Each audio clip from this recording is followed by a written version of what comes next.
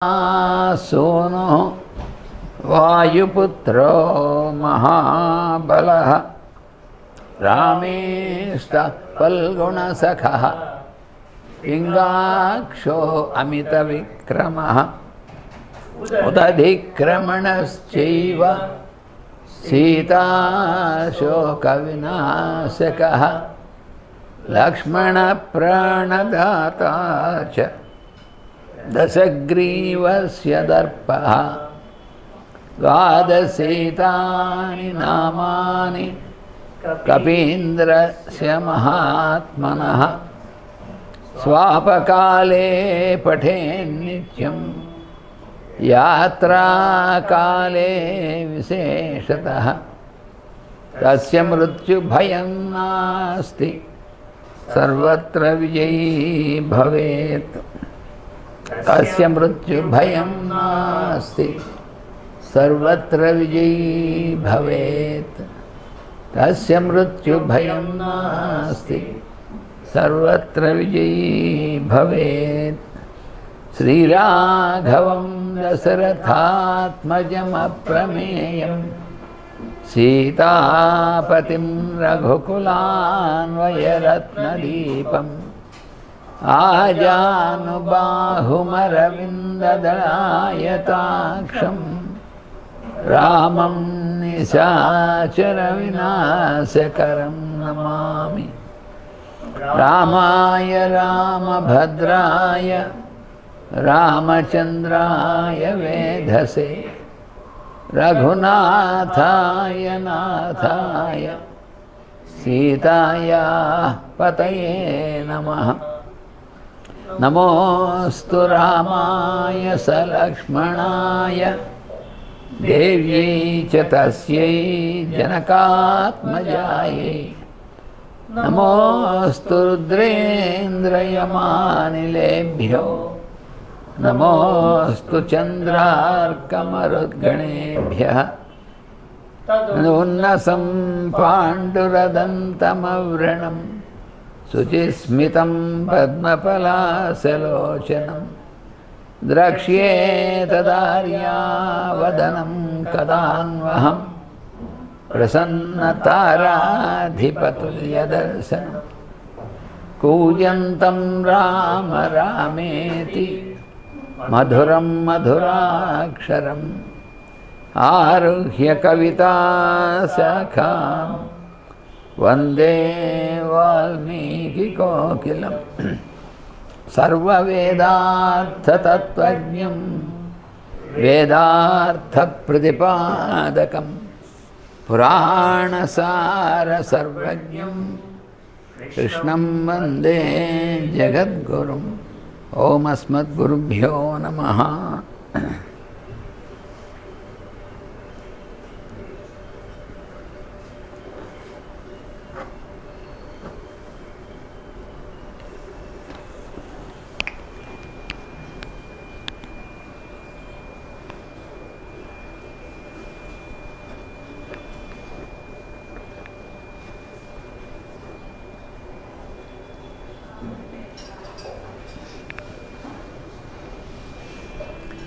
జాంబవంతుడి యొక్క ఆజ్ఞ మేరకు అంటే జాంబవంతుడి ద్వారా వచ్చినటువంటిది రామాజ్ఞగా భావించి హనుమంతుడు వానరుల రక్షణార్థం ఆయన చాలా విశిష్టమైనటువంటి విధంగా ప్రయాణం చేశాడు. లంక నుంచి ఆ ప్రస్రవణ పర్వతం మించి పైకి ఎగిరాడు. ఎగిరి ఆయన తన తండ్రి అయినటువంటి వాయుదేవుడితో సమానమైనటువంటి వేగంతో పర్వతాలను, పక్షులను, సరోవరాలు, నదులు, అలాగే జలాశయాలు, నగరాలు అవన్నీ కూడా పైనుంచి వీక్షిస్తూ అతి వేగంగా ముందుకు సాగుతున్నాడు ఆకాశంలో. ఆదిత్య పదమాశ్రిత్య జగామ సగత శ్రమ హనుమాన్ స్త్వరితో వీర పితుస్తుల్య పరాక్రమ. గతశ్రమ, అది చాలా కష్టమైనటువంటి పని. మామూలుగా అయితే సామాన్యమైనటువంటి పని కాదు, చాలా శ్రమతో కూడింది. కానీ ఆయనకి ఏమాత్రం శ్రమ లేదు. గతశ్రమ అంటే శ్రమ అనేటువంటి లేకుండా ఉన్నటువంటి వాడు.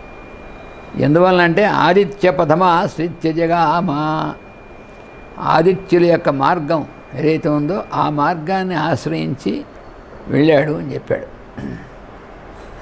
అంటే ఆదిత్యులు అనేటువంటి వాళ్ళు మనకి దేవతల్లో దేవగణాల్లో ఉన్నటువంటి వాళ్ళు 33 గణాలు అని మనకి వేదం చెప్తుంది. ఎలాగా 33 అంటే 12 మంది ఆదిత్యులు, 11 మంది రుద్రులు, 8 మంది వసువులు, 2 అశ్వినులు, మొత్తం కూడితే 33 అనేటువంటి అంకె వస్తుంది.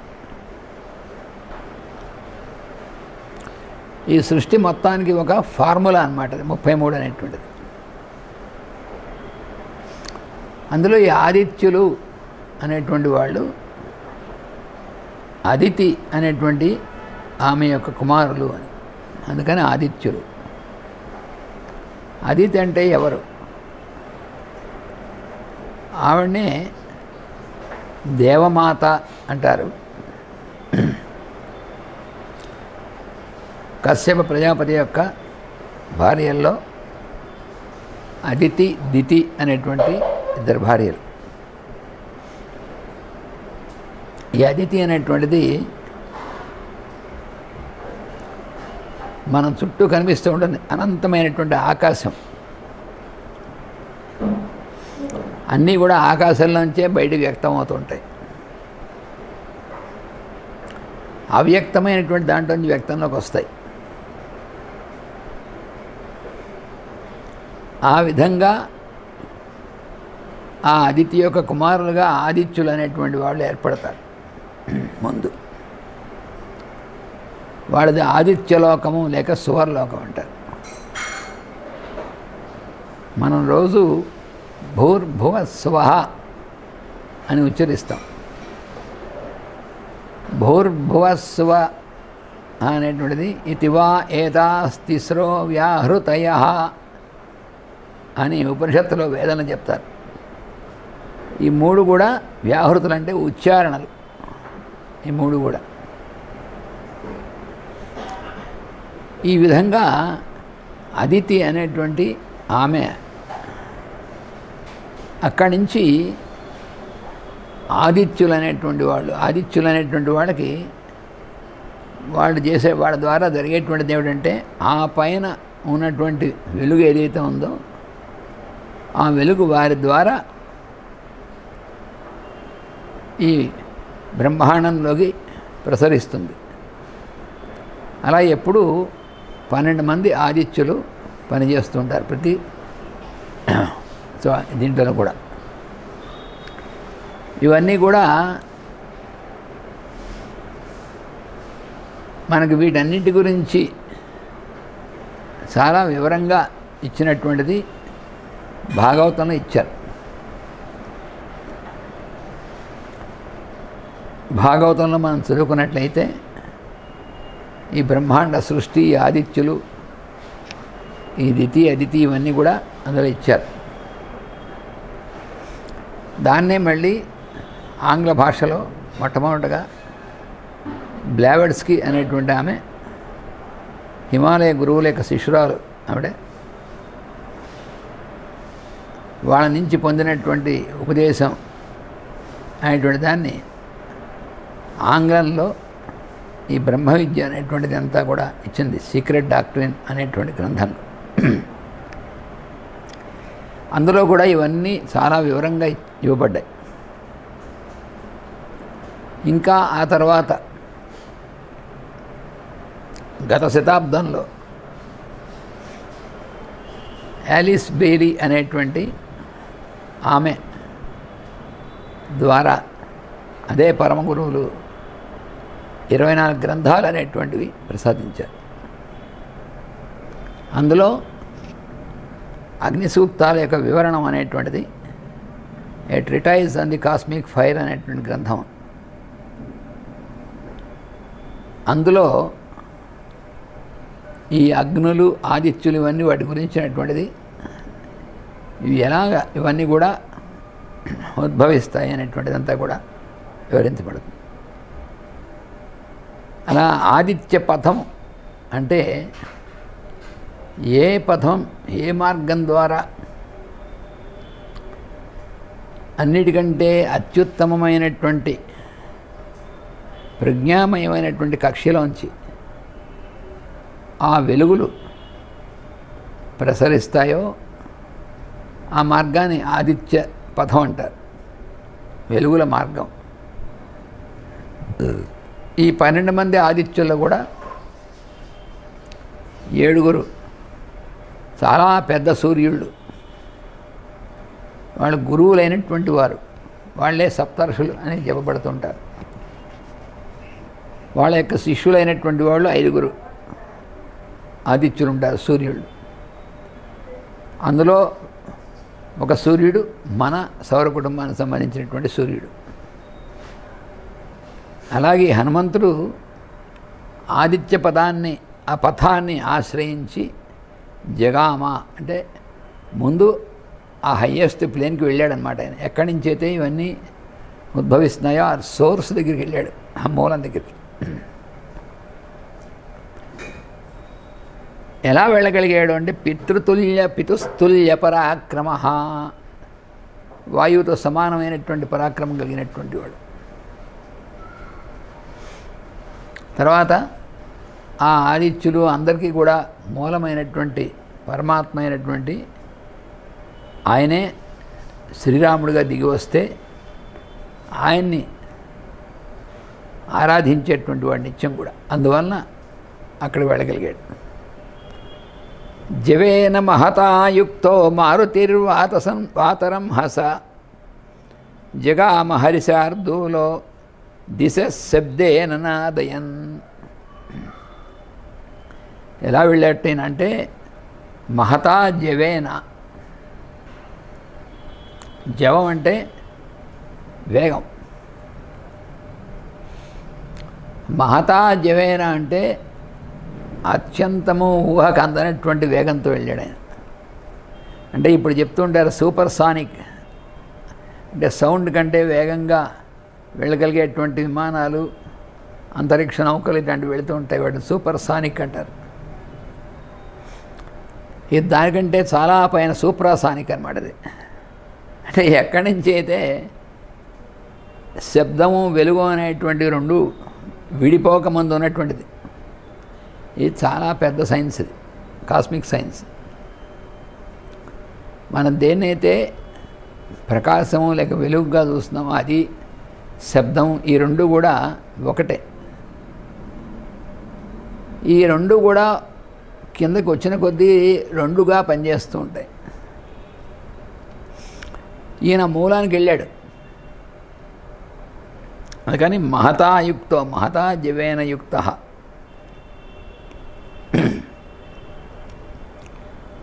జగామ హరిశార్దూల దిశ శబ్దేన నాదయన్.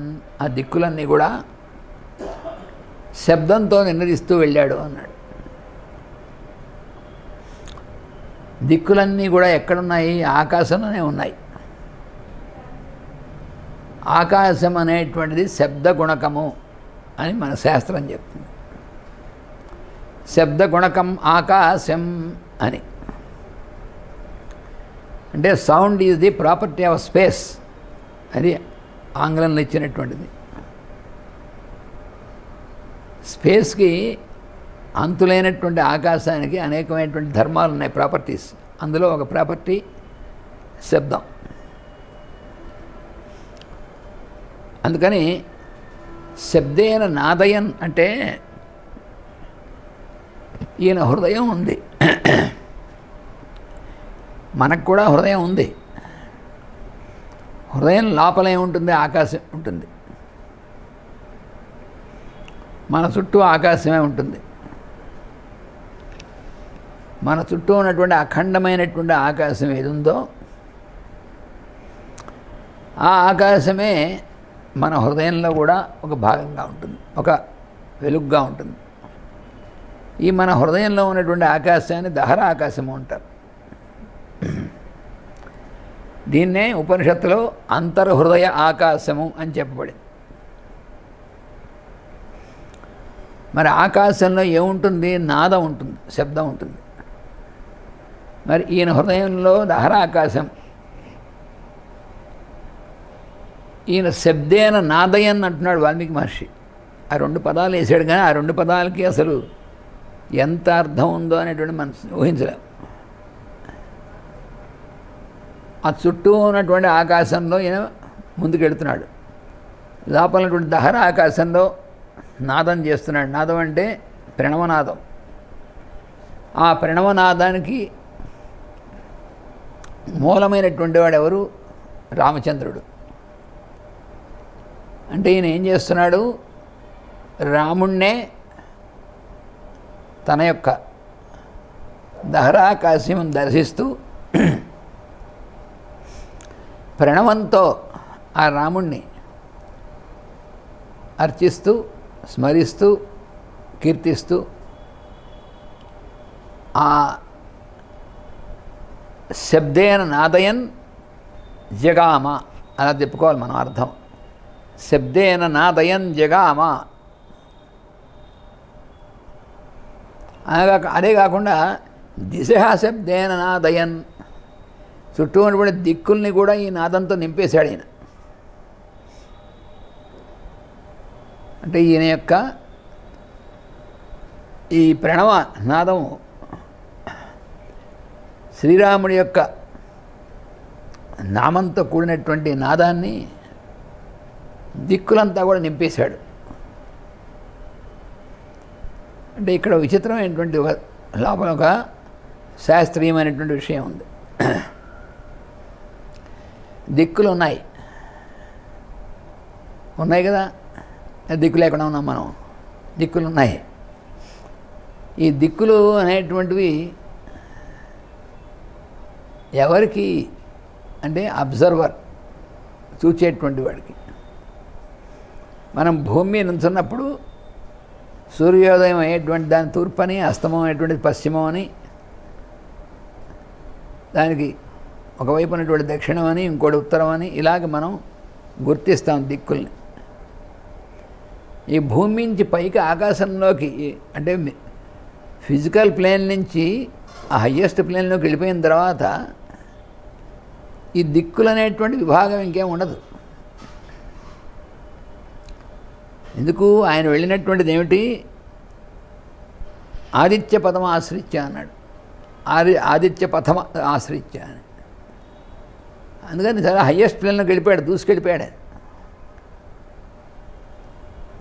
ఆ వెళ్ళిపోయినప్పుడు ఈ దిక్కులన్నీ కూడా నాదయన్, ఈ దిక్కులన్నింటినీ కూడా నింపేశాడు నాదంతో.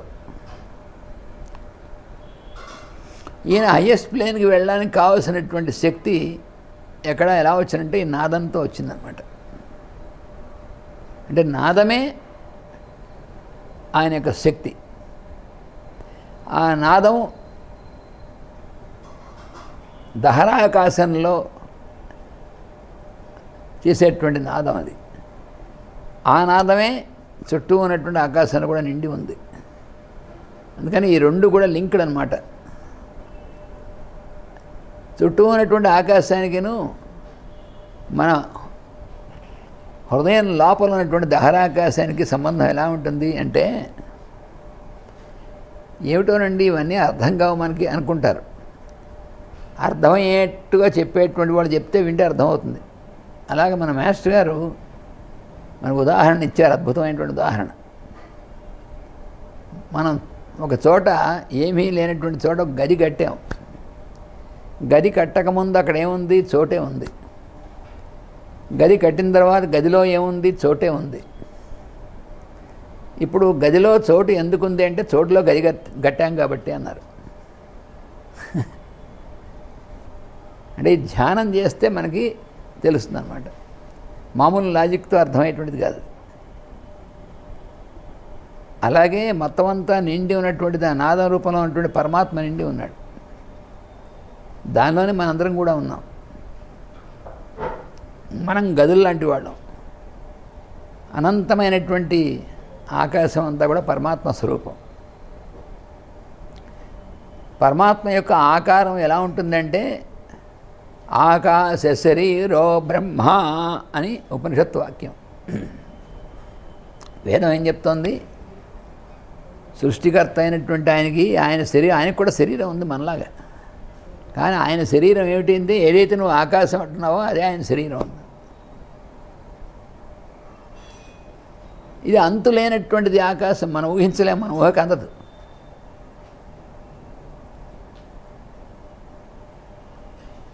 దీన్నే మనకు వేదాల్లో ఉన్నటువంటి సూక్తాలు అనేకమైనటువంటి చోట్ల ఆయా సందర్భాన్ని బట్టి దీని గురించినటువంటిది మనకి వర్ణన వివరణ ఇవ్వబడుతూ ఉంటాయి. అదే ఋగ్వేదంలో ఉన్నటువంటి విష్ణు సూక్తాల్లో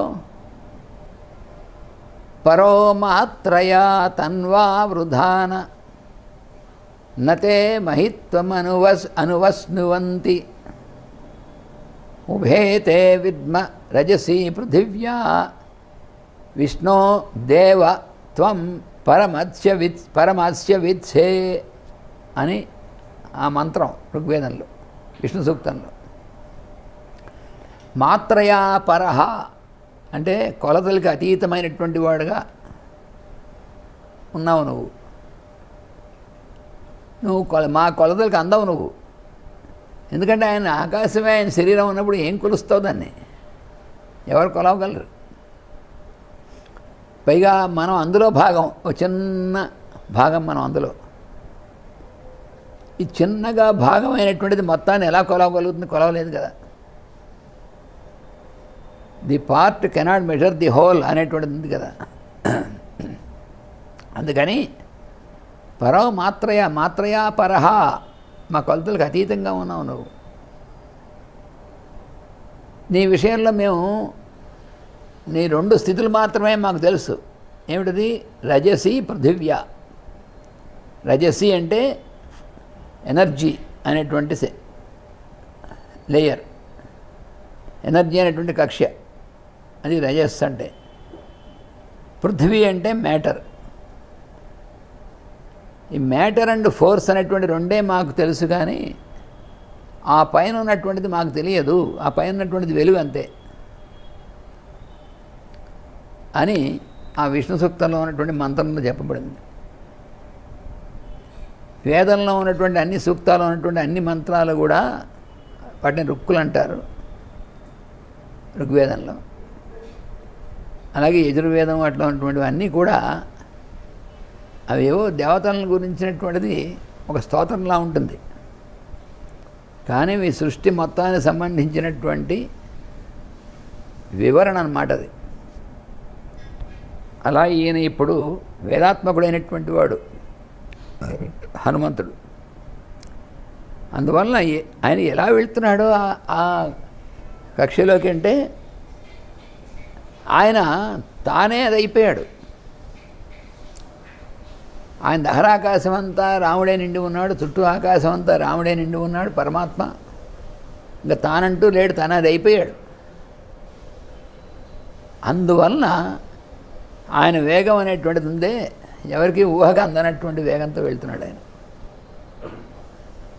అంటే ఇది చాలా, ఈ శ్లోకం మనం ఎంత చెప్పుకున్నా ఇంకా చాలదు. అలాంటి శ్లోకాలు ఇవి ఇక్కడ ఉన్నటువంటివి. అంటే కొంతవరకు చెప్పుకోగలం మనం. కనీసం 4 రోజులు పడుతుందన్నమాట. మాస్టర్ గారు దీనికి ఎంత వివరణ ఇచ్చారంటే ఈ సూక్తాలకి వాటికి ఉన్నటువంటి కనెక్షన్, లింక్ అనేటువంటిది. అందుకనే రామాయణ మహాభారతాలు అనేటువంటివి ఇతిహాసములు, అలాగే మిగిలినటువంటి పురాణములు. ఇతిహాస పురాణాభ్యాం వేదం సముపబృంహయేత్. ఇతిహాసములు పురాణములు అనేటువంటి వాటి ద్వారా వేదం అనేటువంటి దాన్ని బ్రహ్మాండం ఏంటంటే దాన్ని పూర్తిగా వివరణం దానిలోకి వెళ్ళడం అనేటువంటి చేయగలం. అందుకని వేదం మనకి దర్శనం ఇవ్వాలంటే వీటి ద్వారా ఇవ్వాల్సిందే. ఈయన వేదాత్మకుడైనటువంటి వాడు హనుమంతుడు. అందుకనే భవిష్యత్ బ్రహ్మని కూడా అంటారు ఆయన. ఈ కల్పం శ్వేతవరాహ కల్పంలో ఉన్నాం మనం. ఈ కల్పం అయిన తర్వాత వచ్చేటువంటి కల్పానికి బ్రహ్మగా ఆయన ముందే నిర్ణయింపబడ్డాడని మనకి చెప్పబడినటువంటిది. అటువంటి వాడు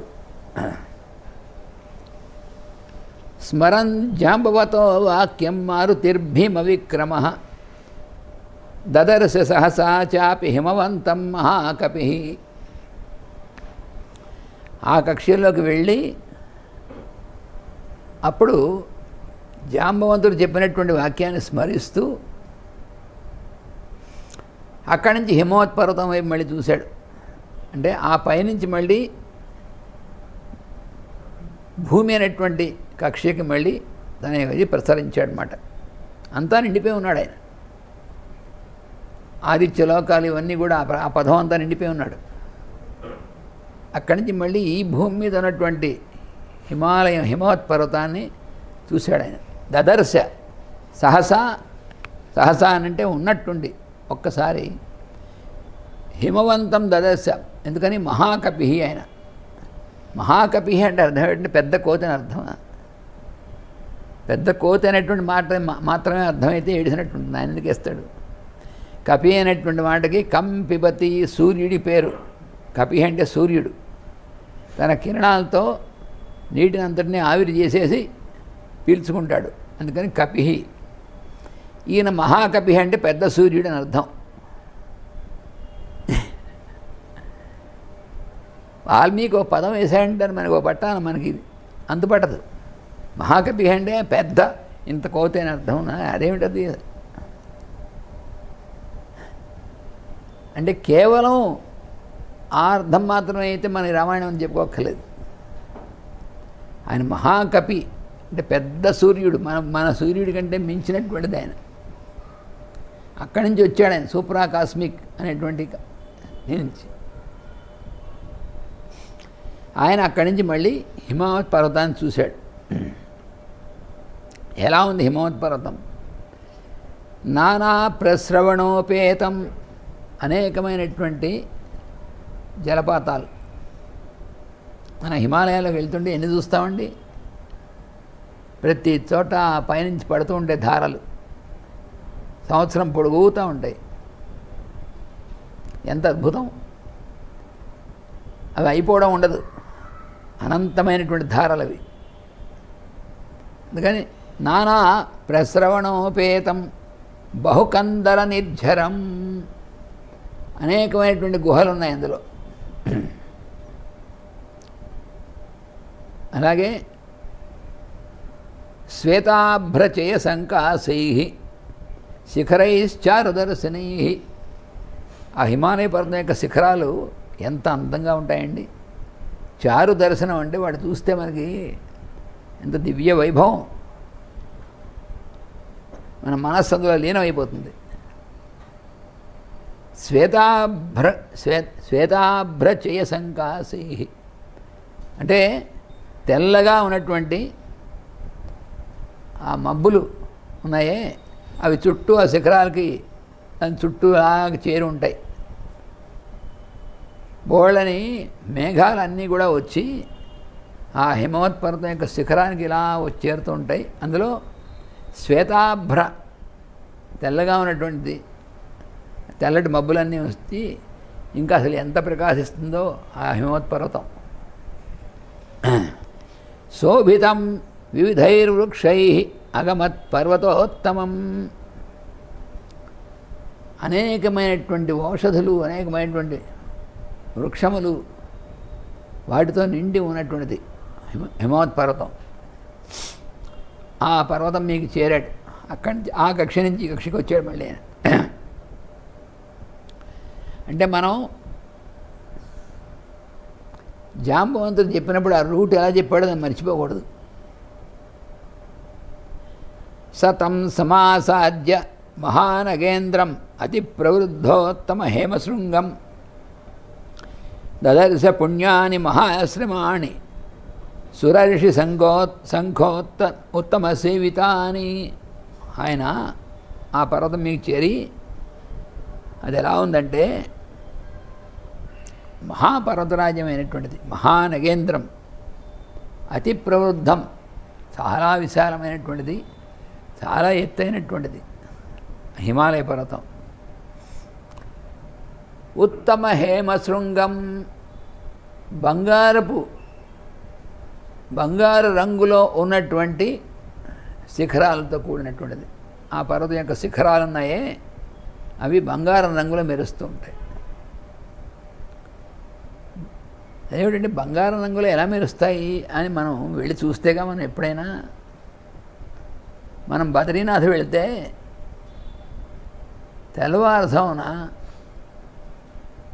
4:30 ప్రాంతాలకి ఆ వెనకాలన్నటువంటి నీలకంఠ పర్వతం మీద చూస్తే కింద నుంచి సూర్యకిరణాలు ఆ పర్వతం మీద పడి ఆ పర్వత శిఖరం చుట్టూ ఒక వలయం ఏర్పడుతుంది. అచ్చం మేలిమి బంగారం రంగులో ఉంటుంది ఆ వలయం. అలాంటివి ఎన్నో శిఖరాలు ఆ హిమాలయ పర్వతాల్లో. అందుకని కాళిదాసు మహాకవి కుమార సంభవం అనేటువంటి కావ్యంలో హిమాలయ వర్ణంతో ప్రారంభించాడు ఆ కావ్యాన్ని.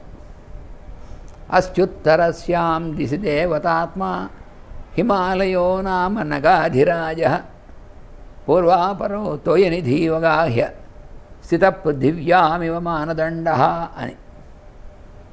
ఆ హిమాలయ పర్వతం అనేటువంటిది అంత అటువంటి దాన్ని చేరాడు సమాసాధ్య. అక్కడ చేరుకున్నాడు.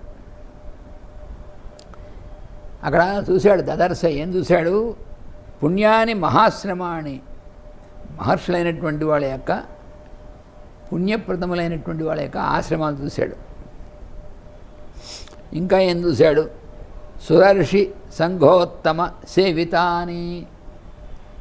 ఆ ఆశ్రమాలన్నీ కూడా అక్కడికి దేవర్షులైనటువంటి వాళ్ళు, నారదుడు, దేవలుడు, వీళ్ళందరూ కూడా దేవర్షులు అంటారు.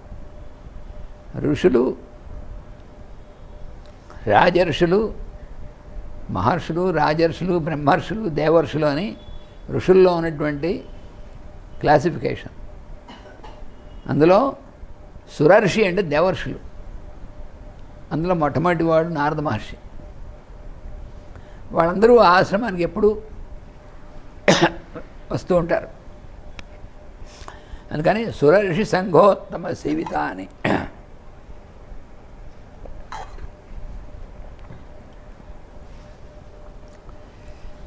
స బ్రహ్మకోశం రజతాలయం చ శక్రాలయం రుద్ర శరప్రమోక్షం హయాననం బ్రహ్మశిరశ్చ దీప్తం తదర్శ వైవస్వత కింకరాంశ్చ. ఇంకా ఏం చూశాడు ఆయనంటే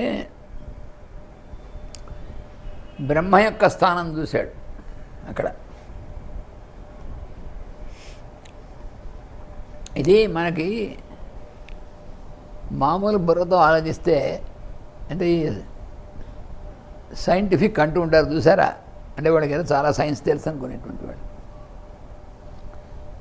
వాడు చాలా ఇన్వెస్టిగేషన్ చేస్తూ ఉంటారు.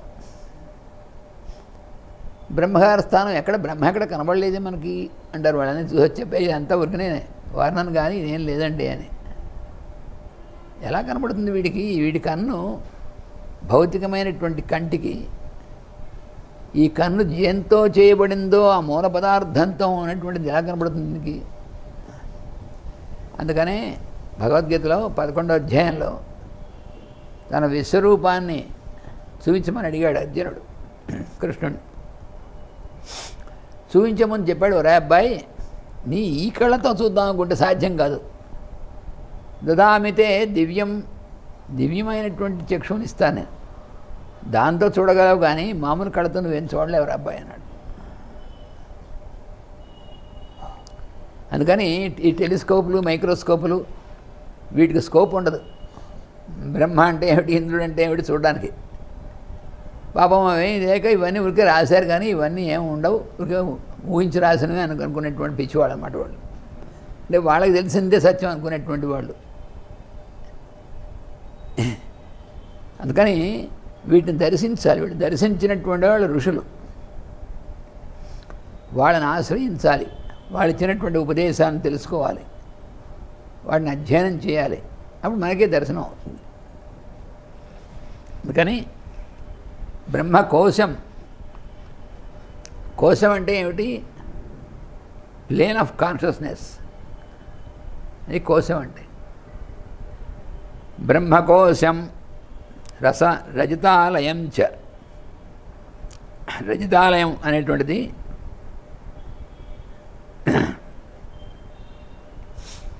బ్రహ్మ అనేటువంటి ఆయన్ని హిరణ్య గర్భుడు అంటారు. హిరణ్య గర్భుడు, హిరణ్యం అంటే బంగారం అనేటువంటిదే రూఢిగా అయిపోయింది మనకు మనసులో. ఎందుకని మనకు బంగారం అంటే చాలా ఖరీదైనటువంటిది అనేటువంటి మన మనసులో. హిరణ్మయం అనేటువంటి మాట, ఆ పదం ఎలా వచ్చిందంటే కిరణ్మయం అనేటువంటిది హిరణ్మయం అయింది అని మనకి వేదంలో చెప్పబడింది. కిరణములు, ఆ వెలుగు. అందుకని హిరణ్య గర్భుడు అంటే ఈ కిరణాలన్నీ ఆయన నుంచే బయటకు వస్తాయి, బ్రహ్మగారి నుంచి. అటువంటి వాడు, అటువంటి ఆయన యొక్క స్థానాన్ని చూశాడు. అలాగే రజతము అంటే వెండి. ఇందాక నేను చెప్పానే ఆ శిఖరం చుట్టూ బంగారు వలయంలా ఉంటుందని. కొంతసేపు అయిన తర్వాత సూర్యుడు ఇంకొంచెం పైకి వచ్చిన తర్వాత ఆ బంగారం రంగు కరిగిపోయి వెండిగా మారుతుంది, అప్పుడు వెండి వలయంలా ఉంటుంది. ఇవన్నీ కూడా మనం హిమాలయ పర్వతాల్లో ఆ శిఖరాలకు పైకి వెళ్ళి చూస్తే మనకు అర్థమవుతుంది వీళ్ళు చెప్పిన నిజమా కాదా అని. అప్పుడు కూడా ఆ దృష్టితో చూడాలి మనం. అంతేగాని అక్కడ పిక్నిక్ వెళ్ళే వాళ్ళకి ఏమో అర్థం కాదు, వాడికి అదే మిగులుతుంది, ఆ పిక్కు నిక్కు మిగులుతాయి వాడికి. అవి దేని దర్శనం కోసం వెళ్తున్నాం అనేటువంటి మర్చిపోయి అక్కడ వెళ్ళి వీడియోలు ఫోటోలు తీసుకుని ఆహా ఓహో అనుకోవడానికి ఏం తెలియదు. అక్కడ ఉన్నటువంటి పర్వతాలు కుబేర పర్వతం, బ్రహ్మపర్వతం, నారాయణ పర్వతం, ఇవన్నీ కూడా వాటిని ఆ రకమైనటువంటి దర్శనంతో వెళ్ళాలి మనం.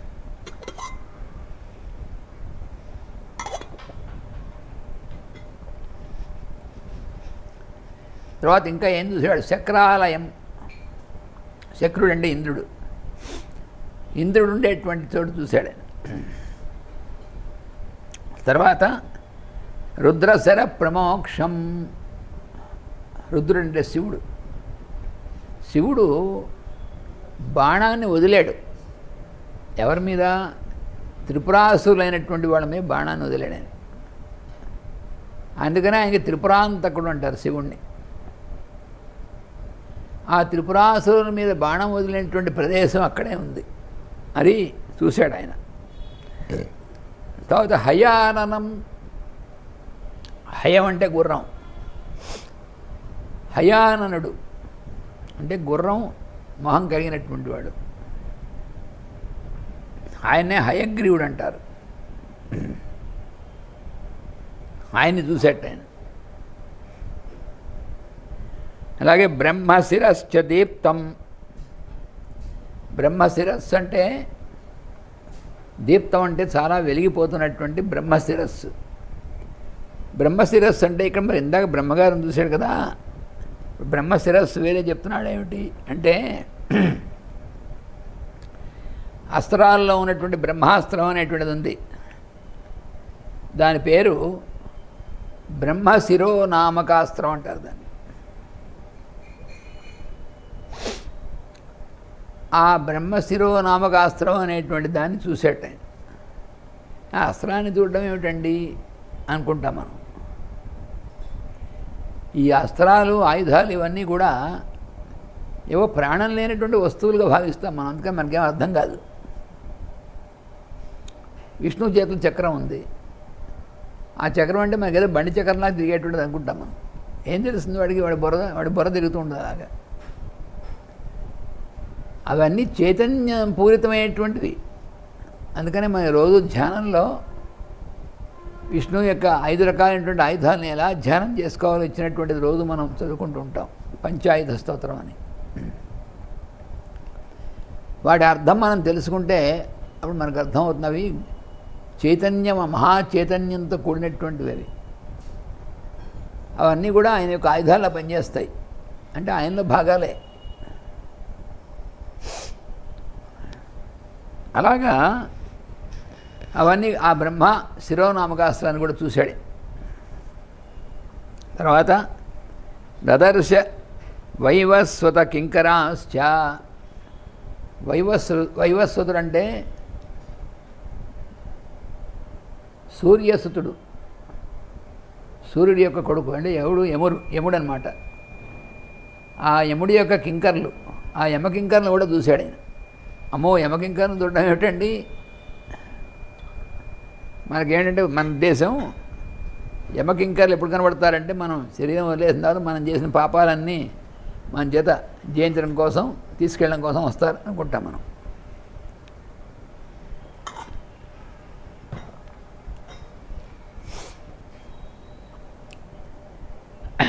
యముని గురించి మనకు సమగ్రంగా తెలిపేటువంటివి ఉపాఖ్యానాలు ఉన్నాయి. అందులో సావిత్రి అనేటువంటి ఉపాఖ్యానం మహాభారతంలో చాలా ప్రధానమైనటువంటిది. ఆ ఉపాఖ్యానం చదువుకుంటే యముడు అనేటువంటి దాని గురించి మనకి బోధపడుతుంది. అలాగే ఉపనిషత్తుల్లో కఠోపనిషత్తు అనేటువంటి ఉపనిషత్తు, ఆ ఉపనిషత్తులో కూడా నచికేతుడు అనేటువంటి వాడు యముడి దగ్గరికి వెళ్ళడం అనేటువంటిది తన తండ్రి యొక్క ఆజ్ఞతో వెళ్ళి యముడి దగ్గర శిష్యుడై ఆయన దగ్గర బ్రహ్మ విద్య అనేటువంటి దాన్ని పొందుతాడు. ఆ కథ అంతా పరమపుణ్యమైనటువంటి కథ కఠోపనిషత్తులో ఉంది. దాన్ని మన మాస్టర్ గారు అత్యంత అద్భుతమైనటువంటి వివరణ ఇచ్చారు. అదృష్టవశాత్తు మనకి రికార్డ్ అయి ఉంది, అది మనం వినొచ్చు. తైత్తరీయోపనిషత్తు, కఠోపనిషత్తు ఇవన్నీ కూడా మాస్టర్ చాలా వివరంగా ఇచ్చారు. దానిలో ఉన్నటువంటి సింబాలిజం అంతా ఇచ్చారు.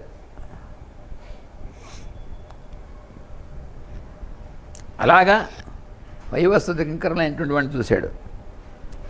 తర్వాత వహ్న్యాలయం వైశ్రవణాలయం చ.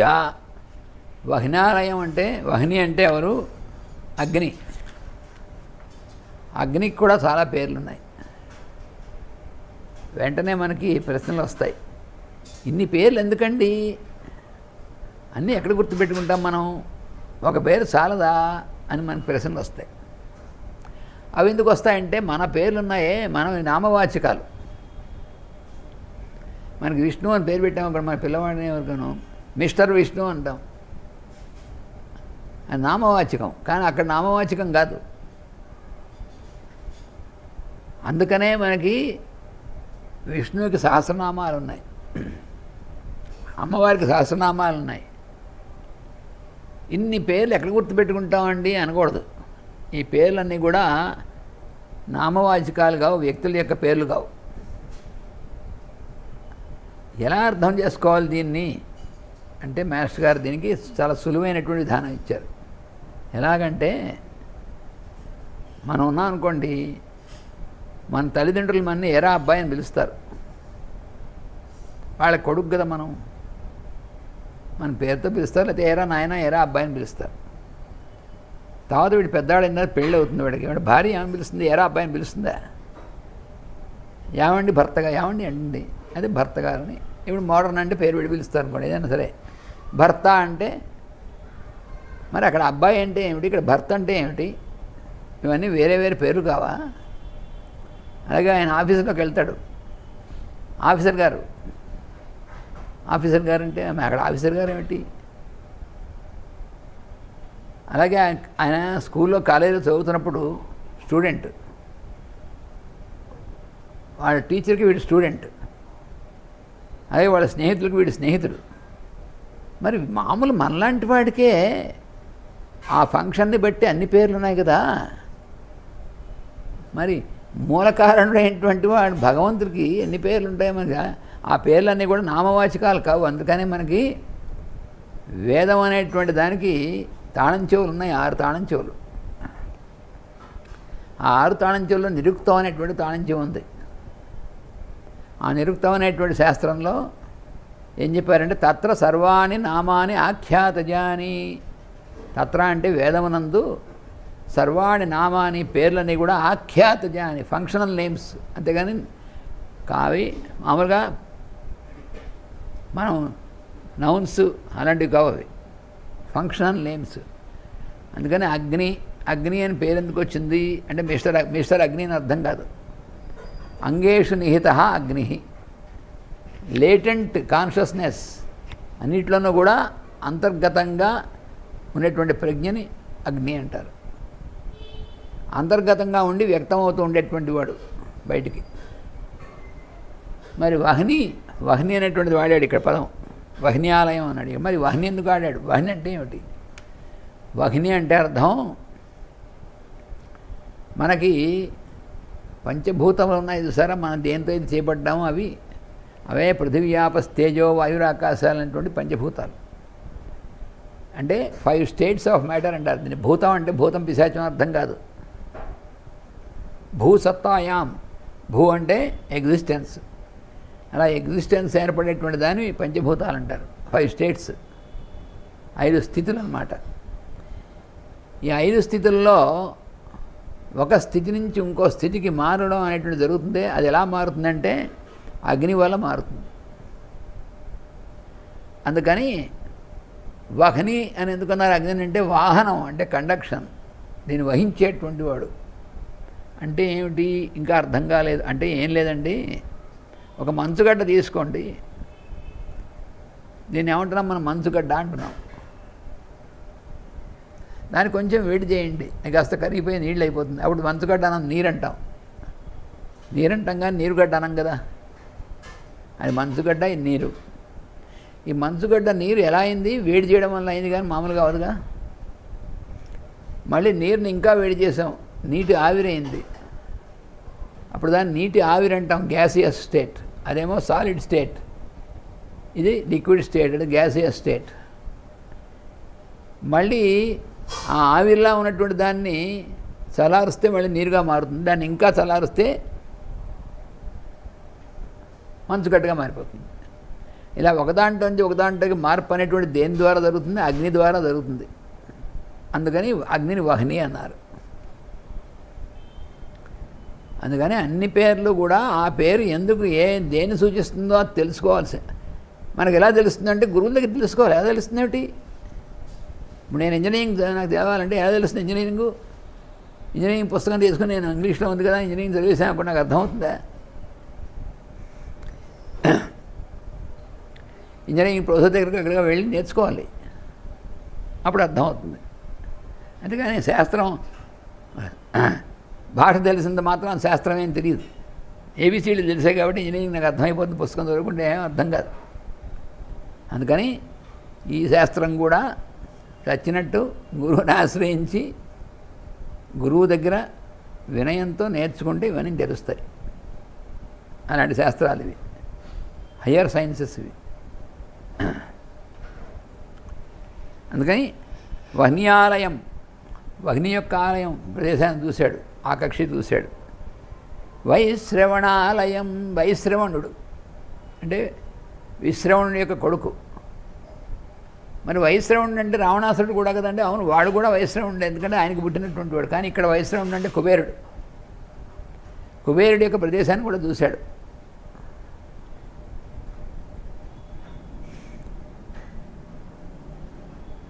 తర్వాత సూర్యప్రభం, సూర్యనిబంధనం చ. సూర్యప్రభ అంటే సూర్యుడిలో ఉన్నటువంటి ఆ వెలుగు ఏదైతే ఉందో ఆ వెలుగుని ఆదిత్యులైనటువంటి వాడు ఉన్నారే వాళ్ళలో ఉన్నటువంటి దాన్ని అవన్నీ కూడా ఈయనకి దర్శనం ఇచ్చాయి. బ్రహ్మాలయం శంకర కార్ముకం చ దదర్శనాభిం చ వసుంధరాయా. చతుర్ముఖ బ్రహ్మగారి యొక్క ఆయన ఉండేటువంటి ప్రదేశం అది చూశాడు. తర్వాత శంకరుడు యొక్క ధనుస్సును చూశాట. ఇంకా ఏం చూశాడంటే నాభిం చ వసుంధరాయాః. వసుంధర అంటే భూమి, వసువులు అంటే మ్యాటర్, స్టేట్ ఆఫ్ మ్యాటర్, దాన్ని ధరించినటువంటిది కాబట్టి వసుంధర అంటారు. ఆ వసుంధర యొక్క నాభి అంటే కేంద్రం, దాన్ని కూడా చూశాడనమాట ఆయన అక్కడి నుంచి. కైలాసమగ్ర్యం హిమవత్శిలాం చ తం వై వృషం కాంచనశీలమగ్ర్యం. అలాగే ఆ తర్వాత కైలాస పర్వతాన్ని చూశాడు. కైలాసం అగ్ర్యం హిమవత్శిలాం చ, అక్కడ ఉన్నటువంటి హిమవత్శిలం, హిమవంత పర్వతం యొక్క పెద్ద శిల ఉంటుంది అక్కడ కైలాసంలో, అంటే గ్లాసియర్ అంటాం మనం, అటువంటిది అనమాట. అది చూశాడు. తం వై వృషం, అక్కడ పెద్ద ఎద్దుంది. కాంచన శైలమగ్ర్యం, అక్కడ ఉన్నటువంటి పర్వతం ఉందే, ఆ ఔషధులతో ఉన్నటువంటి పర్వతం అంతా కూడా చూశాడు. ప్రదీప్త సర్వౌషధి సంప్రదీప్తం దదర్శ సర్వౌషధి పర్వతేంద్రం. ఇప్పుడు జాంబవంతుడు చెప్పాడు, కైలాస పర్వతం దగ్గరికి వెళ్ళిన తర్వాత ఆ దగ్గరలో కనిపిస్తుంది వేరే పర్వతం, దాని నుంచి పెద్ద ప్రకాశం వస్తూ ఉంటుంది. ఆ పర్వతం మీద ఉన్న ఈ ఔషధులు, అవి 4 రకాలైనటువంటి ఔషధులు ఉన్నాయి. అవి తీసుకురావాలన్నమాట. అప్పుడు అవి చూశాడు, ఆ పర్వతాన్ని ముందు చూశాడు. చూసి సతం సమీక్ష్య అనలరాసి దీప్తం విసిస్మియే వాసవ దూతసూను. ఇక్కడ హనుమంతుని ఏమన్నాడంటే వాసవ దూత సూను. వాసవుడు అంటే ఇంద్రుడు, ఆ ఇంద్రుడి యొక్క దూత అంటే వాయుదేవుడు, ఆయన యొక్క కుమారుడు. వాసవ దూత సూను అంటే హనుమంతుడు అని అర్థం. అంటే ప్రతి పదం మనం తెలుసుకోవాలి. అది దాటిపోయామనుకోండి, తర్వాత ఇప్పుడు చదువుకున్నప్పుడు ఏమిటంటే వాసవ సూర్యుడు ఏమిటని మనకు అర్థం కాదు. ఇంద్రుడి యొక్క దూత అయినటువంటి వాయువు యొక్క కుమారుడు అయినటువంటి హనుమంతుడు ఏం చేశాడు? విసిస్మయే, చాలా ఆశ్చర్యపడ్డాడు. ఎందుకు? తం సమీక్ష అనలరాసి దీప్తం. ఆ పర్వతం ఎలా ఉందంటే అగ్నిలాగా వెలుగుతూ ఉందిట ఆ పైన అంతా కూడా, మంచి తేజస్తో ఉందిట పర్వతం అంతా కూడా. అరే ఎంత తేజస్తో ఉంది, అగ్నిలా వెలుగుతోంది అని ఆశ్చర్యపోయాడు. ఆప్లుచ్యతం చ ఔషధి పర్వతేంద్రం తత్రౌషధీనాం విజయం చకార. అప్పుడు ఆ పర్వతం మీకు డైరెక్ట్గా ల్యాండ్ అయ్యాడు. ఆప్లుచ్య అంటే దూకాడు దాన్ని మీకు, అంటే ల్యాండెడ్ ఆన్ దట్ మౌంటైన్ అని అర్థం. ఆప్లుచ్య అంటే దుకి అక్కడ తిరగడం మొదలెట్టాడు వెతుకుతూ. జాంబవంతుడు చెప్పినటువంటి 4 రకాలైనటువంటి ఔషధులు ఎక్కడున్నాయి అని వెతుకుతున్నాడు, తిరుగుతున్నాడు. సయోజన సహస్రాణి సమతీత్య మహాకపి దివ్యౌషధిధరం శైలం వ్యచరన్మారుతాత్మజ. ఆ దివ్యమైనటువంటి ఔషధులతో ఉన్నటువంటి ఆ పర్వతాన్ని తిరుగుతూ ఉన్నాడు. 1000 యోజనాలు తిరిగేట. అంటే ఆ పర్వతం ఎంత పెద్దది? 1000 యోజనాలు ఉందిట. యోజన సహస్రాణి, 1000 యోజనాలు ఉన్నటువంటిది. 1000 యోజనాలు ఉంది అక్కడ. ఏది దాని యొక్క విస్తీర్ణం. అదంతా తిరిగాడు. ఏమి ఈ ఔషధం మరి బ్రహ్మాండంగా అగ్నిలా వెలిగిపోతోంది. ఆ పైనుంచి చూస్తేనే ఎంతో మంచి ప్రభావవంతంగా ఉంది. కానీ ఆ ఔషధులను ఎలాగా వెతుకుతున్నాడు.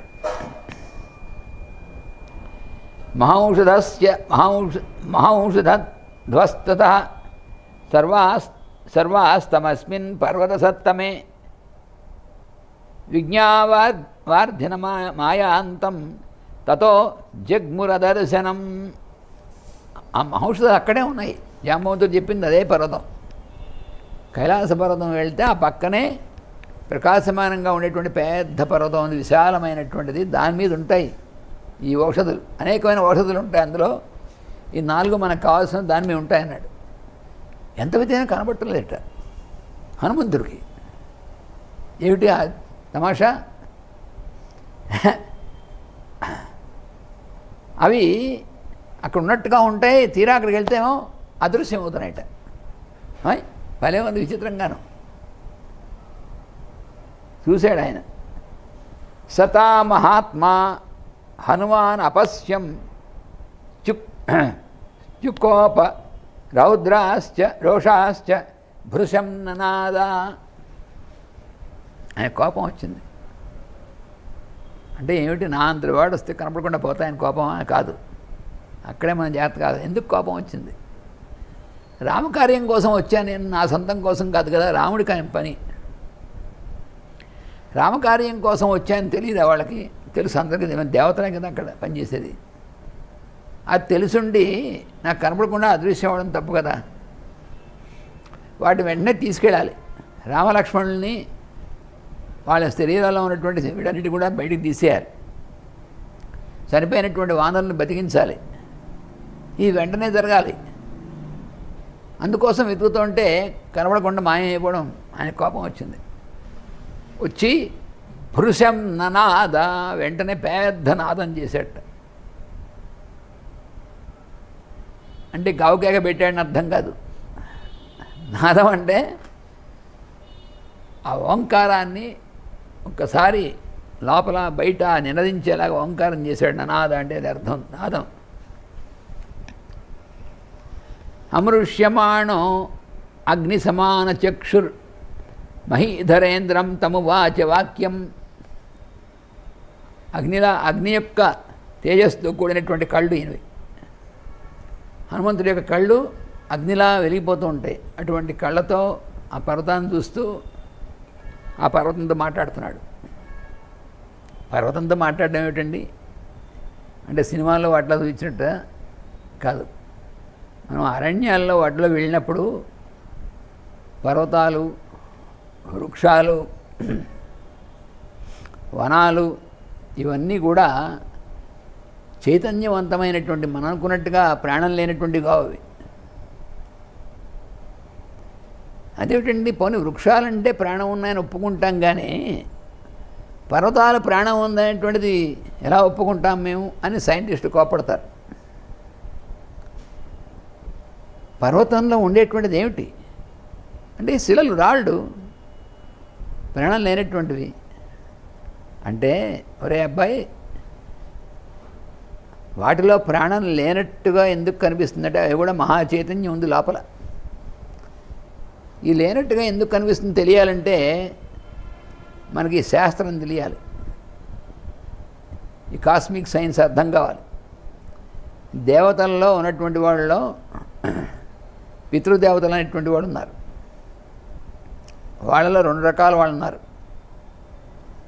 అగ్నిశ్వాత్తులు, బరిషత్తులు అనేటువంటి వాళ్ళు. దీని గురించి భాగవత రహస్య ప్రకాశంలో మాస్టర్ గారు స్పష్టంగా ఇచ్చారు మనకి. భాగవతంలో ఇచ్చారు మనకి, భాగవతంలో ఇచ్చారు, వీటిలో కూడా వస్తాయి. అందులో వివరంగా ఇచ్చారు భాగవతంలో. అగ్నిశ్వాత్తులు, బరిషత్తులు. అగ్నిశ్వాత్తులు అంటే ఏమిటంటే తమ యొక్క చైతన్యం అనేటువంటి అగ్నిని ఆర్పేసి కూర్చున్నట్టు వాళ్ళు. అంటే వాళ్ళ కిచెన్లో వంట లేదనమాట, నిప్పు రాజేయకుండా ఉన్నటువంటి వాళ్ళు అగ్నిశ్వాత్తులు అంటే. రెండో వాళ్ళు బరిషత్తులు. బరిష్ అంటే కిరణాలు. ఆ కిరణాలుగా ఉన్నటువంటి వాళ్ళు వీళ్ళు అగ్ని ప్రజ్వలితంగా ఉన్నటువంటిది ఎప్పుడు కూడా. ఇక్కడ కిరణాలంటే ఏమిటి, మహాచైతన్యం.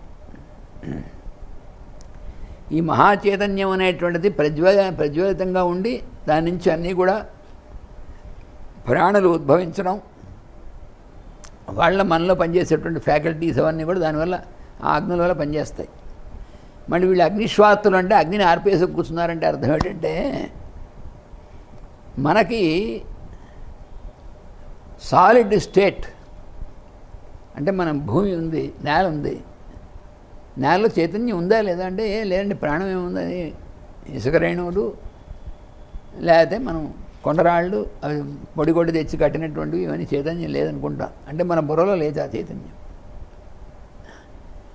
చైతన్యం ఉందా లేదా అంటే దాని లోపలికి వెళ్ళాలి. ఉరికినే వాటి లోపలికి వెళ్ళిన వెంటనే బుర్ర పగులుతుంది. ఆ బుర్రతో కాదు వెళ్ళాల్సింది, ఈ బుర్రతో ఈ పెంకుతో కాదు వెళ్ళాల్సింది, దీని లోపల ఏముంది అని దానికి మాస్టర్ గారు దాన్ని ఎలా అర్థం చేసుకోవాలో ఇచ్చారు. ఇది గోడ అంటాం ఎవరికి, మనకి, దానికి అది గోడ, మనకి మనం ఏమిటో దానికి అది అదే. అంటే దీన్ని ధ్యానించాలన్నమాట. అలాగా మనకి మనం ఏమిటి, చైతన్య స్వరూపం, అది కూడా దానికి అంతే. దాన్ని మనం గోడ అంటున్నాం. దాని లోపల ఏముంది, మన లోపల ఏముంది, అందులో అదే ఉంది. ఏమిటంటే మన లోపల సిమెంటును అని ఉన్నాయని ఆన్సర్ మరి లేవా మనకి? మన లోపల కాల్షియం ఇవి లేవా? కాల్షియము కార్బన్ ఇవన్నీ మనకు ఉన్నాయా లేవా? మరి అందులో ఉన్నవి అవేనా కాదా? వాటి లోపల ఉన్నటువంటి పరమాణువులైనా కాదా? అణువులు పరమాణువులు వాటిలో ఉన్నటువంటిది మహాచైతన్యమా కాదా? మరి ఇప్పుడు చెప్పండి. మరి ఇప్పుడు మీరు ఫిజిక్స్లో కూడా చెప్పింది అదేగా. మరి ఎలక్ట్రానిక్స్ వాటిలోకి వెళ్తే లోపల దాకా వెళితే మరి అవన్నీ దాంట్లో ఏముంది, దీంట్లో ఏముంది, ఒకటేగా ఉంది. మామూలుగా బయాలజీ క్లాస్లో మాత్రం లివింగ్ నాన్ లివింగ్ అని చెప్తూ ఉంటారు. బతికున్నటువంటివి బతికిలేనటువంటివి. మనకి ప్రాణులుగా మనం ఈ చైతన్యం పనిచేసేటువంటి దాంట్లో మనకి ఆధారంగా ఉండాలి. మన శరీరంలో కూడా మనకి ఆధారం ఉండాలి. శరీరం నిర్మాణం అవ్వాలంటే అలాగే మనం భూమికి ఆధారం ఉండాలి. ఈ ఆధారంగా ఉండడం కోసం వాళ్ళు తమలో ఉన్నటువంటి చైతన్యాన్ని కొంతకాలం అంటే కొన్ని కోట్ల సంవత్సరాలు నిప్పు ఆర్పేసుకున్నట్టుగా అలా ఉన్నారు. ఆ నిద్రాణమైనటువంటి స్థితిలో అలా ఉంటారు. అందుకనే అవి మనకి రాళ్ళలా కనిపిస్తాయి. ఇది మాటికి మళ్ళీ చదువుకుంటూ ధ్యానం చేస్తే అర్థమయ్యేటువంటిది. మామూలు ల్యాబొరేటరీలో, ఈ సైన్స్ ల్యాబొరేటరీలో ఏం అర్థం కాదు. ఈ సైన్స్ కంటే హయ్యర్ సైన్స్. ఇవన్నీ సుస్పష్టంగా మాస్టర్ గారు మనకి అర్థం చెప్పినటువంటివి అనేకమైన ప్రసంగాలు ఉన్నాయి. అవన్నీ అందరికీ అందుబాటులో ఉన్నాయి. అందరూ వినొచ్చు, చదువుకోవచ్చు ఆ శాస్త్రాన్ని. మాస్టర్ గారు అందరికీ తీసుకొచ్చి అర్థమయ్యేటువంటి విధంగా ఇచ్చేశారు శాస్త్రం మొత్తం. మీకు ఎలా తెలుసు అంటే అది చదువుకోవడం వల్లే. ఆయన చెప్పినప్పుడు వినడం వల్ల, మళ్ళీ వింటూ ఉండడం వల్ల, చదువుకోవడం వల్ల. అంతేగాని మేము మనగాళ్ళం అని అర్థం కాదు. అది అర్థం అవ్వతే ఇవి అర్థం కాదు. అదే దీంట్లో ఉన్నటువంటిది. అందుకని ఈయన అలాగా అవి కనపడకుండా ఉన్నాయి, ఉంటే దాంట్లో అంటున్నాడు. దాంతో ఆ పర్వతంతో మాట్లాడుతున్నాడు.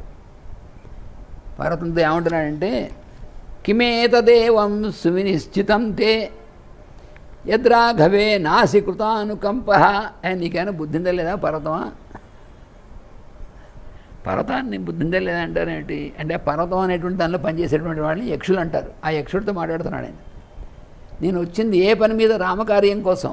ఆ మాత్రం తెలియదా నీకు? రామకార్యం కోసం నేను వచ్చి నీ మీద ఉన్నటువంటి ఔషధులు పట్టుకెళ్ళాలని వస్తే కనపడకుండా చేస్తావు నువ్వు. కిమేతదేవం సువినిశ్చితం తే యద్ రాఘవే నాసి కృతానుకంప. రాముడి అంత అనుకంప లేదా, దయ లేదా నీకు రాముడి మీద? రామలక్ష్మణుడు ఒంటి నిండా బాణాలు తగిలి పడిన్నారు, వాళ్ళు వానరులు చనిపోయి పడున్నారు, వాళ్ళ మీద నీకు దయ లేదా? ఈ ఔషధులు ఇవ్వడానికి ఏం మాయరోగా నీకు అంటున్నాడు అనమాట. ఇన్ని సొంతమా? బ్రహ్మగారి సృష్టి కదా అంతాను. పశ్చాద్య మద్ బాహుబలాభిభూతో వికీర్ణం ఆత్మానమయో నగేంద్ర. నువ్వు ఇలా చేసావు కాబట్టి నా బాహుబలం ప్రయోగిస్తాను, అది చూద్దుగా నువ్వు. ఆ బాహుబలంతో నేను మొత్తం పెళ్ళగించి పట్టుకుపోతాను. అప్పుడు నీ మీద ఉన్నటువంటివన్నీ కూడా జారి పడిపోతుంటాయి, రాళ్ళు గీళ్ళు చూద్దుగాని. ఇప్పుడు ఎందుకని? రామకార్యం అది. సతస్య శృంగం సనగం సనాగం సకాంచనం ధాతు సహస్రజుష్టం వికీర్ణకూటం జ్వలితాగ్రసానం ప్రగృహ్య వేగాత్ సహసా ఉన్మథ మమాథ. ఈ శ్లోకానికి కొంచెం వివరణ చెప్పుకోవాలి. ఇవాళ మన టైం అయిపోయింది, మనం రేపు చెప్పుకుంటాం. ఇవన్నీ మనం వేగంగా పరిగెత్తవలసినవి కావు. పరిగెడితే ఇంత మనకేం అర్థం కాదు. పర్వతంతో ఏమంటున్నాడో మనం రేపు చెప్పుకుంటాం. స్వస్తి ప్రజాభ్యః పరిపాలయంతాం న్యాయ్యేన మార్గేణ మహీం మహీషాః గోబ్రాహ్మణేభ్యः శుభమస్తు నిత్యం లోకాः సమస్తాः సుఖినో భవంతు. లోకా సమస్తా సుఖినో భవంతు. లోకా సమస్తా సుఖినో భవంతు. ఓం శాంతి శాంతి శాంతి. వాసుదేవ వాసుదేవ వాసుదేవ.